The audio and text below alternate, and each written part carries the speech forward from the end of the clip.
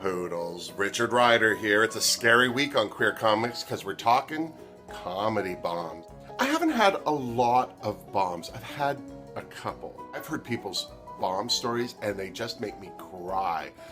So I'm very thankful that I haven't had horror stories.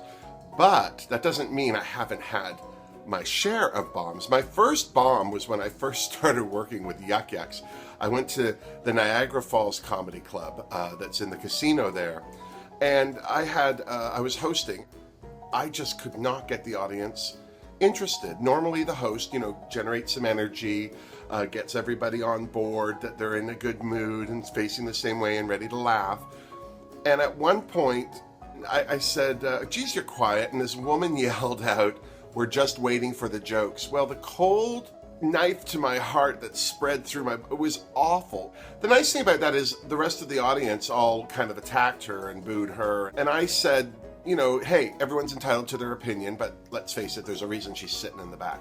I was so kind of shocked by it. I didn't want to make her feel worse than she already did, because again, I was hosting a show and it was my job to warm up the audience. I felt awful that both comics were going up to this horribly cold audience, and yet, in my defense, neither of them had a good set either.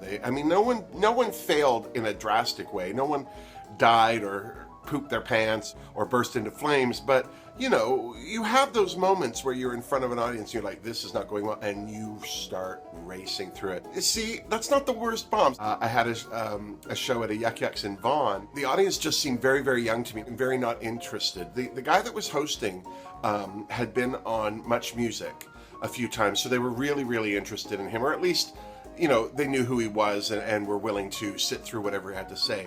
But Old and Fat did not interest them. And then the headliner after me was a comic who's a little older than I am, but I didn't even stay to listen to his set. I just got the heck out of there because it was awful. The worst bomb, though, that I've ever had in my life, and I've never talked about this because, again, comics bomb. It's part of the growing process. The bigger the bomb, the better the lesson, the better you are the next time, or at least down the road. Maybe the lesson doesn't sink in the next day or the next week, but it does. You become better. You thicken that skin.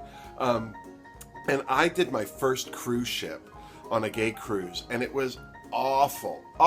I had never, for instance, performed outside of Canada before, and I'd heard all sorts of comics say, performing outside of Canada, it's different. You can't use references that people know, especially as a Canadian, because nobody knows anything about Canada. The theater, it was ridiculous. It was huge. I've never seen a theater as large. It was awful. We had to do a showcase.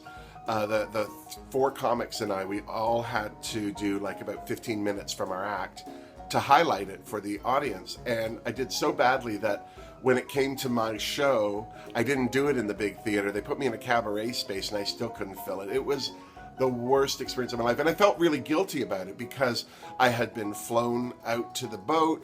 I had a week on the boat and they paid me. I just felt awful about it. I've performed on cruise ships since, but still to this day, there's something about them for me that just, I think one of the reasons why I keep pursuing it is I want to get better at that. It's interesting when you work in comedy, if you're a gay comic and you work around gay audiences mostly, it can skew you a certain way. You might find a straight audience hard.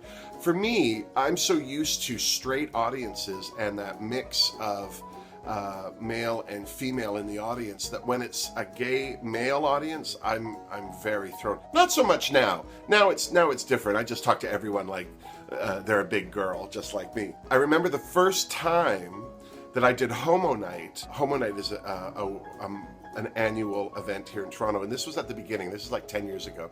At the time, during Pride Week, I was also hosting an open mic room at this bar called the Red Spot. It's not there anymore. But I had to do Homo Night and then go to host my own show. And this was this was my first time in front of a gay audience. And I just got the sense that they weren't buying it, like that they didn't think I was gay, as if, have you met me? Really felt that they felt that I was making everything I was saying up to pander to a gay audience.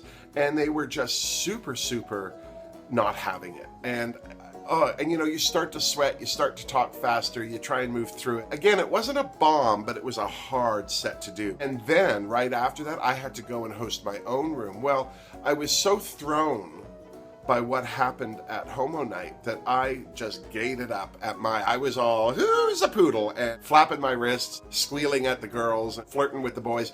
And it actually was a great lesson because it got me closer to who I am on stage now. I was not interested. I didn't stand out from the crowd, and I realized that my gayness is what sets me apart and makes me different, and in a lot of cases makes me a unique comic on a lineup, which can be refreshing to an audience. I've never had a bad reaction from an audience because I'm gay, and that's the thing I always thought I would. I thought if I ever had a huge bomb, it would be because they were chasing me out of town with rope in their hand or something. I was in a bar in Hagersville, that's where it was, the smallest town ever. One of the women sitting in there drinking had on a wife beater and a broken arm, and I thought, ugh, this is the bar. I had an all right set, and in fact, after the set, and I was open about my sexuality in my set because that's my material.